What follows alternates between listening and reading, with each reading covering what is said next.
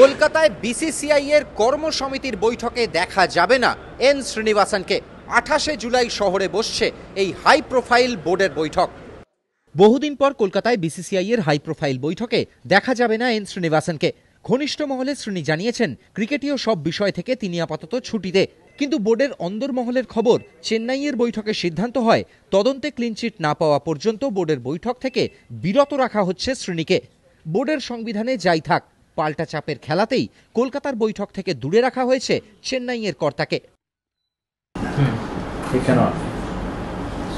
তার আগেও ক্লিয়ার যদি হয়ে যায় কিছু আইনত আমি যাই, তো মানে ঠিক চুক্তি তো তাই হয়েছে, আপনারা তো সবাই লিখেছেন। ওই জন্যে তো আইসিসি মিটিংয়ে যায়নি। বৈঠকের এজেন্ডায় দীর্ঘ আলোচনা হবে স্পট ফিক্সিং কাণ্ডের তদন্ত নিয়ে।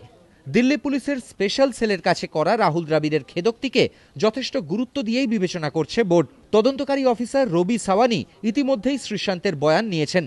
তার রিপোর্ট জমা পড়বে বৈঠকে। তবে অবসরপ্রাপ্ত বিচারপতিদের কমিশনকে কোনো ডেডলাইনে বাঁধতে চায় না বোর্ড। ডালমিয়ারা চান ক্রিকেটকে পরিচ্ছন্ন করার স্বার্থে সর্বাঙ্গীন তদন্ত হোক। তাতে সময় লাগলেও বোর্ড অপেক্ষা করতে রাজি। যদি কেউ তোলে তো উঠতেই পারে যে কোনো কথা, মানে এখানে তো কোনো কথা সাপ্রেস করার কোনো জায়গা নেই। বাকি রইল কাল যেটা এসছে সেটা আমিও দেখেছি। It is very unfortunate.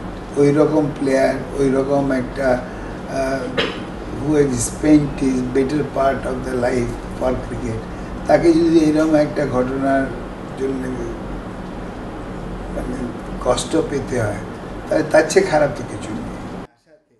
অ্যাশেজের প্রথম টেস্টে ডিআরএস সত্ত্বেও বিতর্কিত সিদ্ধান্তের আধিক্য নিয়ে ঝড় উঠেছে। এই ইস্যুতে ডালমিয়াদের স্টান্স, ভারতীয় বোর্ড প্রযুক্তির বিরোধী নয়, তবে রান্না সম্পূর্ণ না হলে খাবার পরিবেশন করা অর্থহীন। প্রদীপ্ত গোস্বামী, এবিপি আনন্দ, কলকাতা।